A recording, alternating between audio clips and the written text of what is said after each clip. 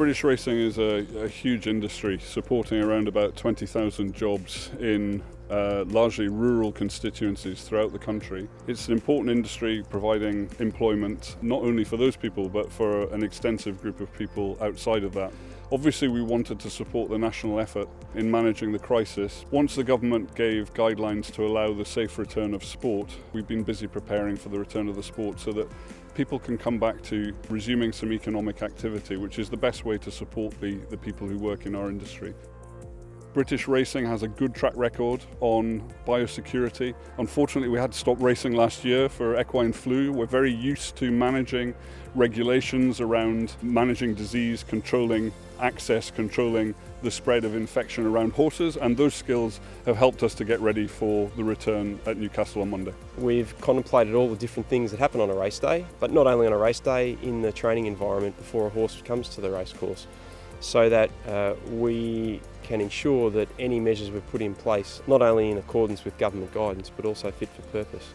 Of course, in any situation you can't remove all risk completely. However, we believe that following the government guidance, that we have put in place risk mitigating measures that will ensure that we're providing the safest possible environment that we can, relevant to the circumstances of our sport. I've been fortunate enough to be able to work very closely with chief medical officers from a range of sports, which has given us access through the DCMS to Public Health England to members of the SAGE committee. So that allows us to actually produce policy which is based on the best advice available at the time, and recognising that our sport will be different to the other sports. We've been able to bounce ideas off each other as a group of chief medical officers to make sure that these ideas are not simply my ideas. These are ideas which are shared and peer reviewed by my colleagues to make sure that what we're doing is safe and sensible. So we've put a range of protocols in place, and what they are there to do is to make sure we don't give any excess burden to the NHS. The screening process involves a mandatory online education module. So that mandatory education followed by a questionnaire which draws out information about symptoms, about contact, about travel, and ensures that people have done the education process. So that will be done online and will be done within the 7 days prior to an attendance at a race meeting. So if you're someone who attends a race meeting on a very regular basis, you'll be doing it once a week. So once you've done your education and your questionnaire, you can then attend a race course for the next layer of screening. And the next layer of screening involves confirming that nothing has changed since you did your questionnaire, is to make sure that you're well on that day.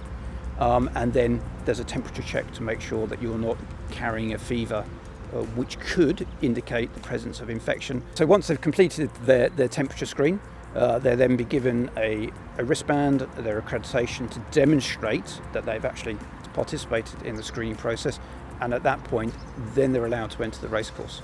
It's worth mentioning, of course, if they then leave the racecourse for any reason at all, they have to be re-screened.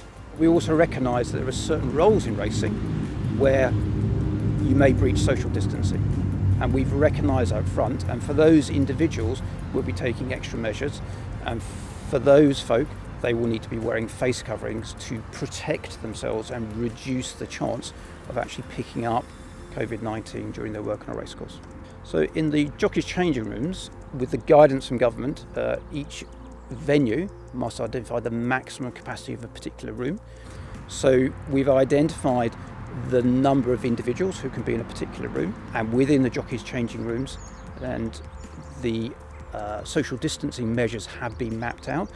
Some racecourses have elected to put markings on the floors and walls, others have introduced partitions to give an extra bit of support to maintaining that social distancing between the jockeys and also between the valets and the jockeys as well. And that needs to be supplemented by regular cleaning, of course. The staff doing the legging up, and indeed the jockeys who are being legged up, have already been identified as staff members who are likely to breach social distancing as part of their role in the racecourse. And as a consequence of that, they will all be required to wear face coverings during that phase, and indeed anyone who's coming into the parade ring will be required to wear a face covering, because we will be working to keep the numbers down in the parade ring. So if you're going to be in the parade ring, you must have a role, and if you've got a role, you must wear a face covering. I'm very confident in the guidance. There are sensible measures being put in place to make sure that the sport can come back safely, a lot of these procedures we've already put in place at home anyway. They're very sensible measures, they should be easy enough to enact and make sure that we can all get the show running again in a safe way. I'm really confident that me and my colleagues will be able to follow the safety measures. The weighing rooms have obviously all been changed, so we've got cubicles, we have our own space, so with social distancing, and then everything else is fairly self-explanatory. All the one-way systems are labelled out very well, so I think it'll work well. I feel very confident about us coming back first because we've been planning this for over 10 weeks since racing was stopped, and the professionalism of the people in the sport means that I know we will be able to show the world how good we are at ensuring that we can do this in a safe way.